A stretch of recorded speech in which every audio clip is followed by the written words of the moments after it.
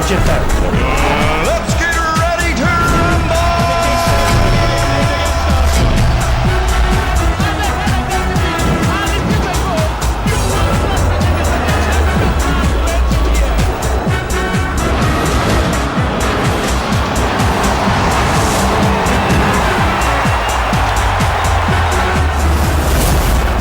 What a performance that was!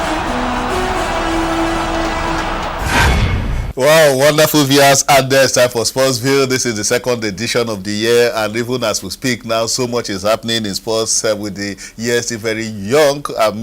So much activities both at home and outside the country. Talk about the Australian Open, talk about the league kicking off this weekend, talk about the CAF Awards that took place in Senegal, talk about insurance qualifying for the MPL after being in the doldrum for over a decade. All that on the show for you today is a loaded package, I must tell you. Tony Bani is here to fire on all cylinders. Matthew Okugbe is equally here. In fact, he was telling me off camera the ball is so close to him that he wants to show his skills out here in the studio. But we'll wait for all that. He will talk with his mouth, not kicking the game.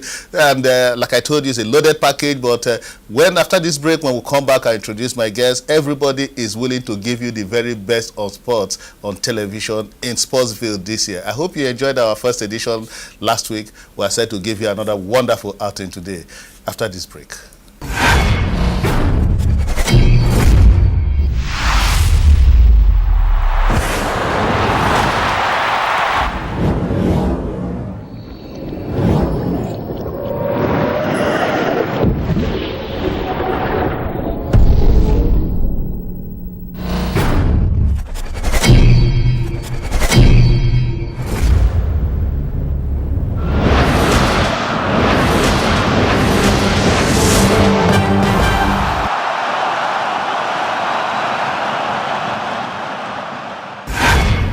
All right, welcome back to the show. Let me quickly go now and introduce my guests, and let me start from my immediate left. Where we have Matthew Okugbe. Matthew, welcome to Sportsville. Yes, it feels great to be back on this awesome platform. No doubt about that. As one who happens to be from Edo State, I'm highly elated at this point in time that insurance definitely are back in the Nigerian Professional Football League. One team that showed a very high level of mental strength after the whole hula baloo of playing in the Super 8. At the end of the day, they ensure that their celebration really is not cut short. Is that why you want to show your football skills here? You are so excited. We'll get to that. Okay, we'll get to that. And they call them the Arsenal of Nigeria football. But I hope this Arsenal will win title, not like the Arsenal of England.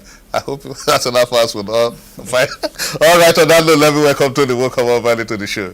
Tony, welcome to Sportsville. Thank you so much, George, and indeed our viewers. We welcome you once again, to this place where we try as much as possible to give you the best that happens around football in Nigeria. Sports generally, George, and I think this year we have a lot of things. You've talked about insurance. For me, I think insurance... I hope this insurance will win title, Tony. It's one of the best things that is happening in the year.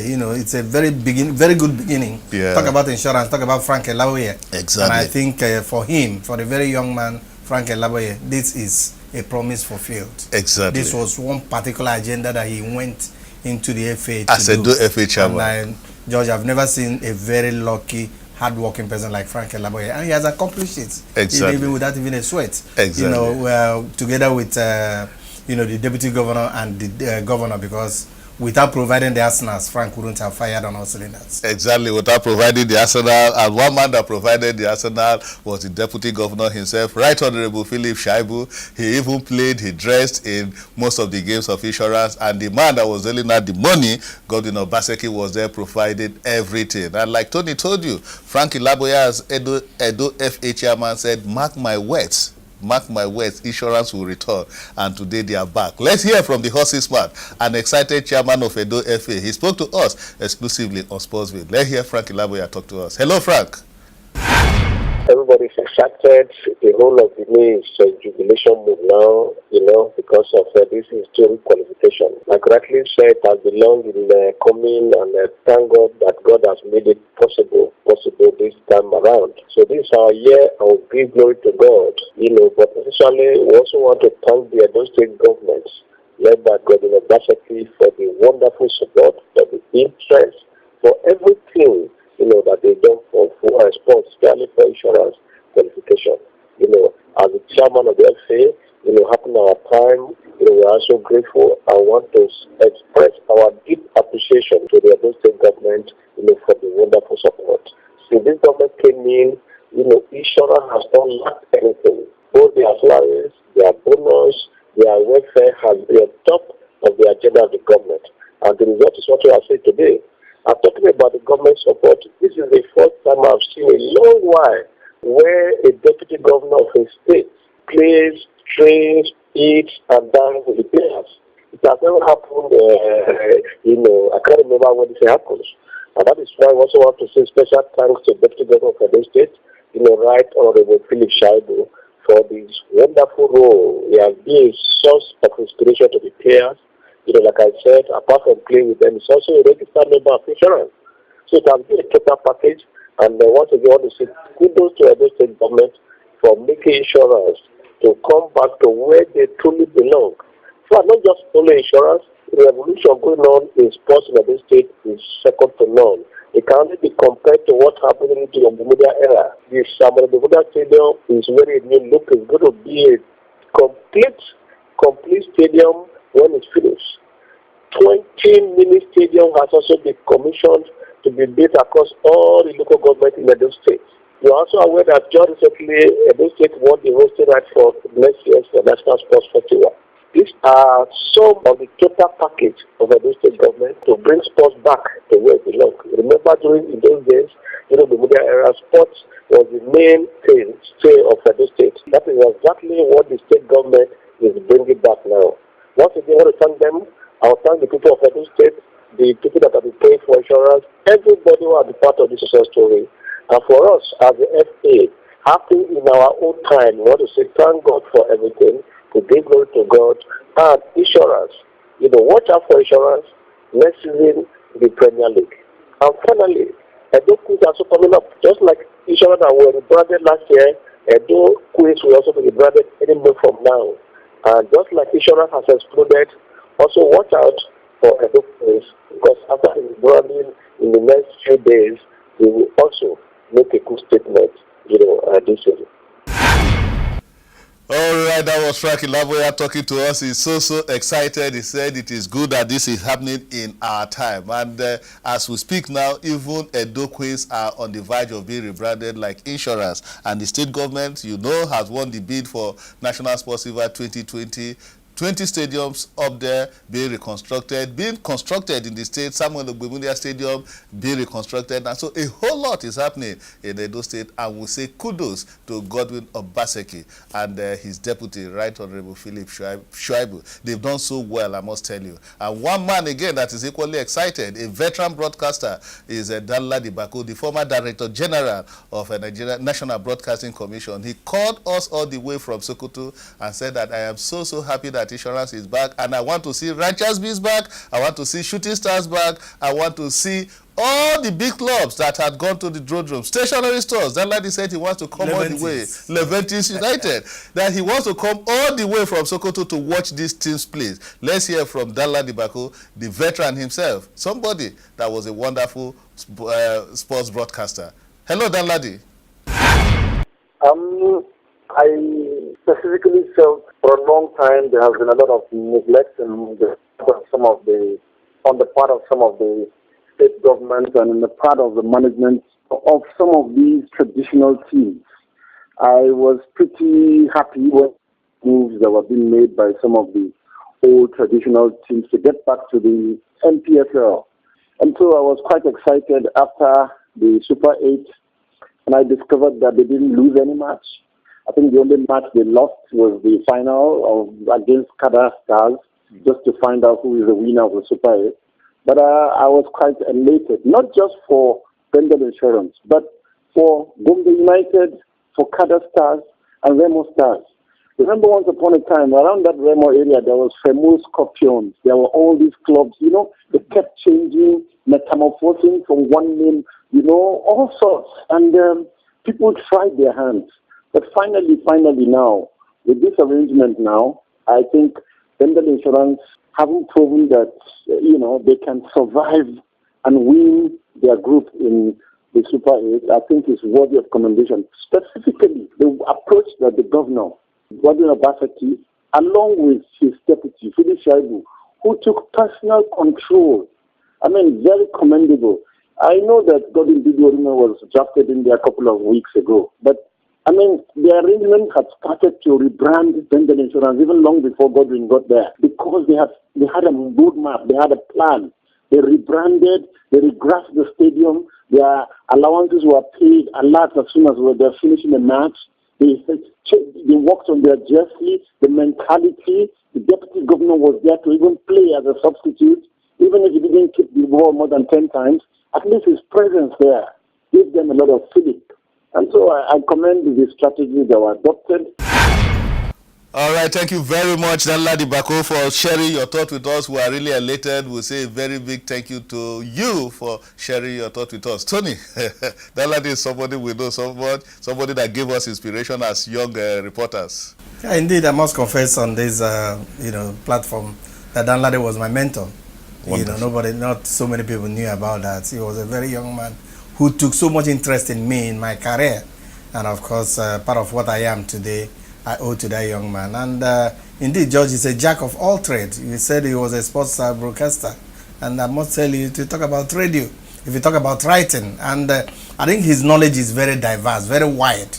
And as it is, so also does he have so much passion for everything he does. And that's exactly calling on, reviving most of the, old clubs, talking about Bendel Insurance coming to the fore now, and then Concord FC, talking about Leventis, talk about them, George. I think this is just one of the best news that is happening to Nigerian football.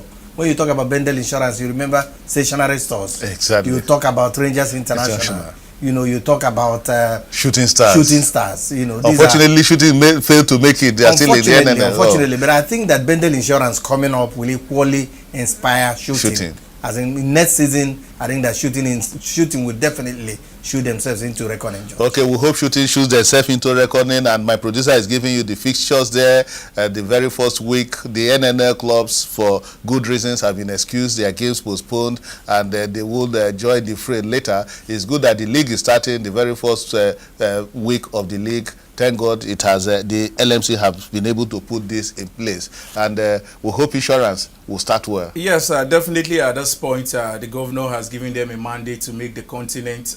This is just, it's more like a debut season after over a decade, and such humongous target is being given, and according to the deputy governor, he said it is achievable based on the experience and some of the players that would also be joining the side as the season was on. So I hope they would be able to live up to this billing. I think I said earlier a day back that there is no better time to put on the insurance jersey as better than now. With the support, you have a sport-loving governor, you have an FA team that knows exactly what to do to ensure that the team excel. We have a system where most of the clubs are owned by are run by government. So if we are able to do the needful, if a team have the support, the full backing of the government hierarchy, most especially on the state level, I think they were bound to excel and achieve whatever goal they set for themselves.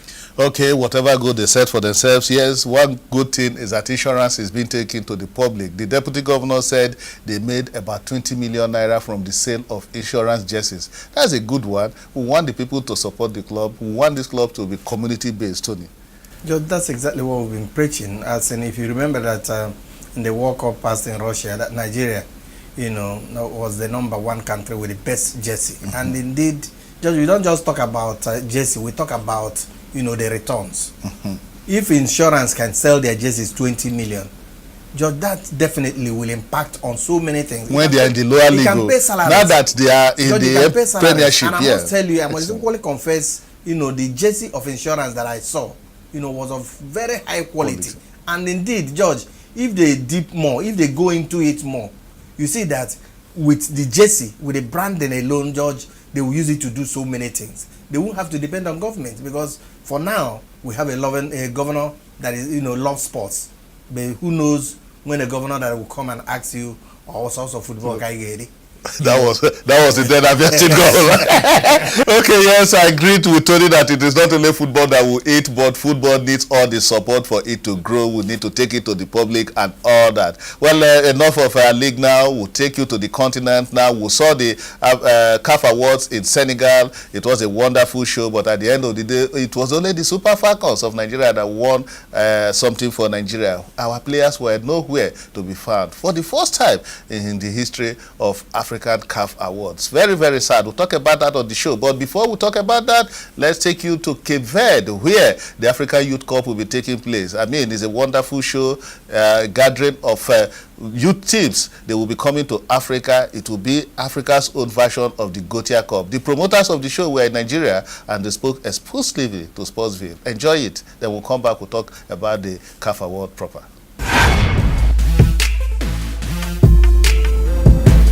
This years of experience bringing African teams to Europe, we decide to study a country that has all the facilities to receive them, and we decide Cape Verde because of a strategical point. Cape Verde is this main edition will be there. Africa Youth Cup is a tournament, and this main edition is for under 16. Okay, born in 2003. Male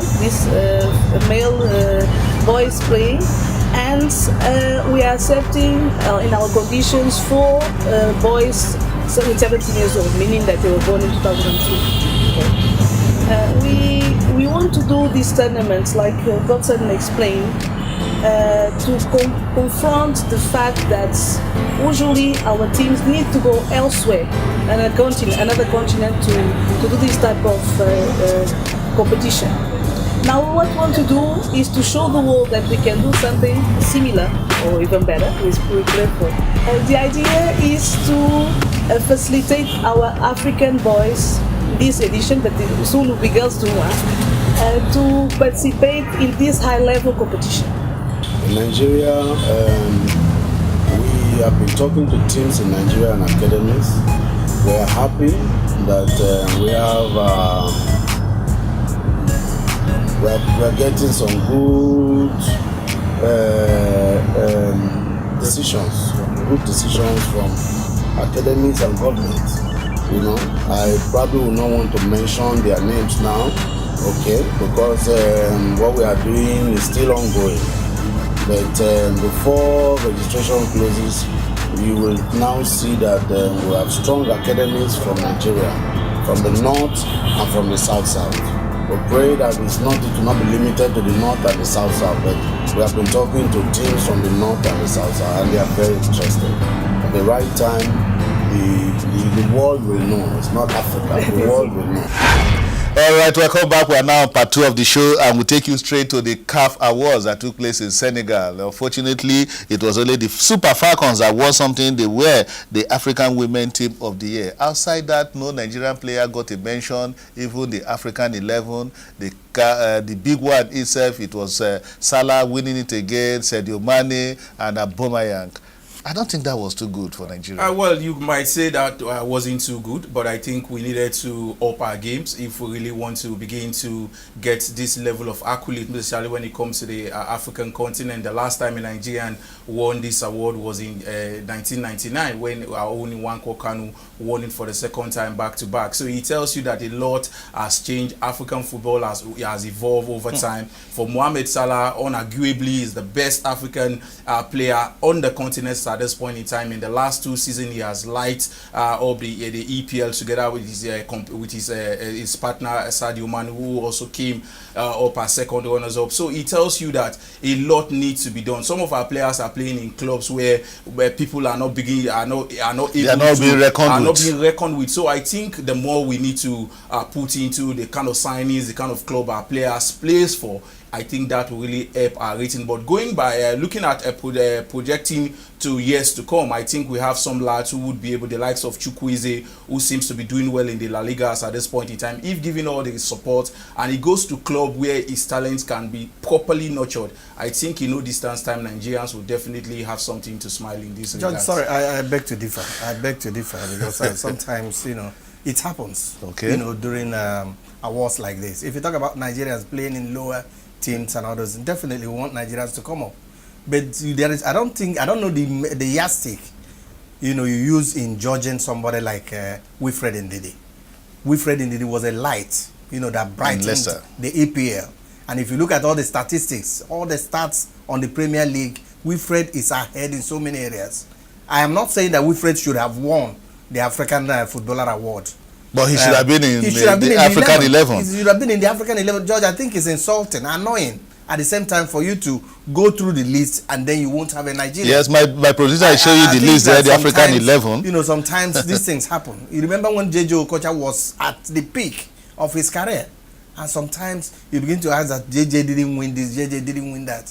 When people who were much lower than him, got to the height of their these things. Sometimes, perhaps people talk about luck. But in this, talking about luck, I think the Nigerian or 2-3 Nigerians should have been in the African 11. Okay, no Nigerian in the African 11, and Tony disagrees totally with that. You saw the team there, the African 11, Dennis Oyango of Uganda, no doubt about that, Sadio Mane, Aubameyang, and Mohamed Salah. You agree with Salah's choice as African Footballer of the Year? Absolutely. He's the arrowhead when you talk about African players, playing abroad. There are things that are unquestionable. My friend, that one is not questionable. Yeah, my friend said. And Egypt winning the hosting right, is that questionable? It's ahead of South Africa. it depends on where you're coming from. Egypt, I would have preferred South Africa. Because you don't want us to go and face Egypt at home? Not that. I would have preferred South Africa. Why would you have preferred South Africa? The environment. We talked about the only African country that has hosted the World Cup. Okay. The World Cup. The only African country. That shows you that in terms of facilities, yes. in terms of support, in terms of crowd, in terms of security. Tony, you want to go back and say Vuvuzela. And in terms of the people, when you talk about football, it's about the people. Okay. You talk about football, you talk about I know where Tony is coming from. Even in terms of the chances to win the competition. I also believe against Egypt at home, would they go have a chance? I also believe those that voted in the CAF committee also put these things he highlighted into consideration. So why did they give it to South Africa? Why wouldn't they give it to South Africa? I think Egypt also has all it takes to host a Nations Cup that will become that will linger in the hearts of many for a very long time to come. Is that giving it to Egypt? Is it a threat to Nigeria? Winning it for the first time? For me, it's not a threat. It's on the basis. It's more like a wake-up call for you. Tony, is it a threat? It's not a threat. So we can do it even in Egypt. You can. But don't forget Egypt 2006 when we was faced in Alexandria. George, I understand. That's why I'm telling you. I told you. I talked about the conviviality. When you talk about the passion, when you talk about playing in a place that is very receptive. Okay, not the kind of hostile crowd we face in Egypt. You understand? Okay, Tony wants to keep firing on us cylinder. No, but when I talk about South Africa, I'm even making a case for you because you know your way. I don't know what Tony is talking about South Africa. Are you guys afraid of going to Egypt? I don't understand. Tony has tested both waters. He knows what he's talking about. All right, we take a break now. When we talk sports here, time is not our friend, but we'll be back after this break.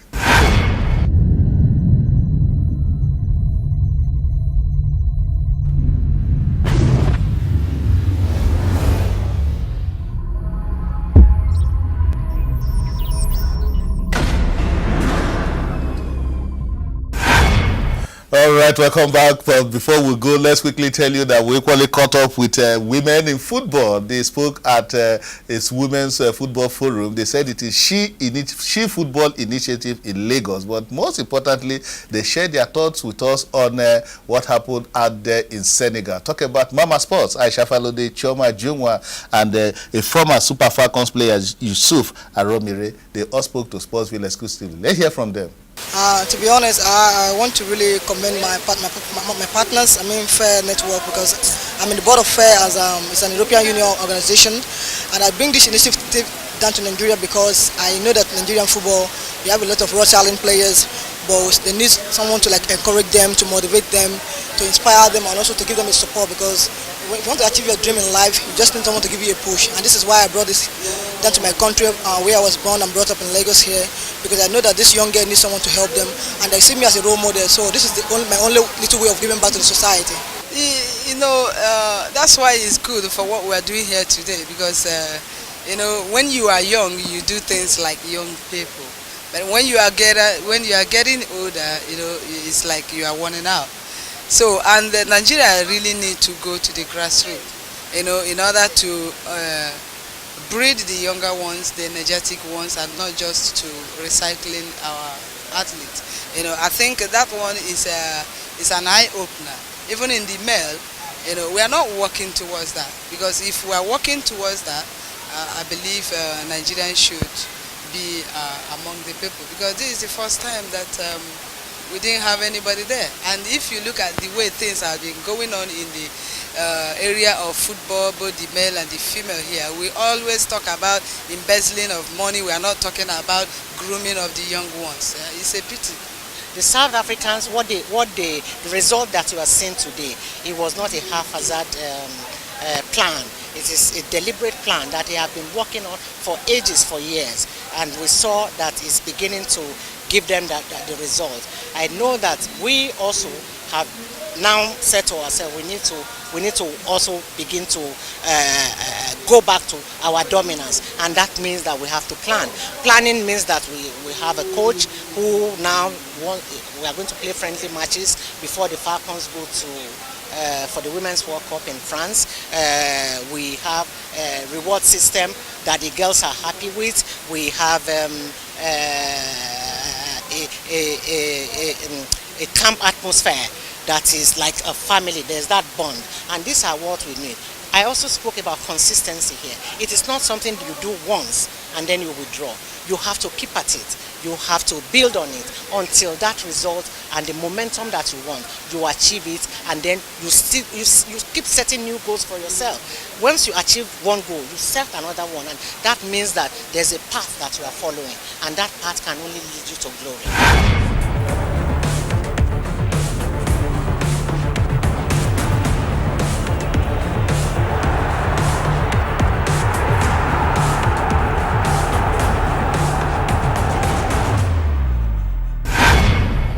All right, welcome back. We're coasting home now. I hope you saw that new one, take-home fact, and we gave you the fact that Rashidi Yekini, Emmanuel Amuneke, Kanu Nwankwo, and Victor Ikpeba won the African Football of the Year. They are legends. We may not have won it this year in Senegal, but we'll have those legends. On that note, let's say a big thank you to Tony Nwokomobani for coming to Sportsville. Thank you so much, George, and of course to our viewers. George is the best. We have a lot of innovations, a lot of creations, you know, from the editor, you know, Tayo Ogunsewe.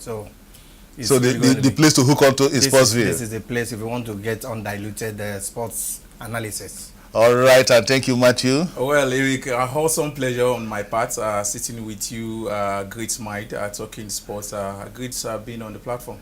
All right, thank you very much for watching the show today. I will say a big congratulations to Insurance of Benin for making it to the Nigeria Professional Football League. Go out there, watch the games, the start of the season today in different centers, and let's equally say the best of luck to Rangers as they take on Bantu of Lesotho in the CAF Confederations Cup away. And Tony will be warming up to be in Benin to go and eat monkey, because that is where it is.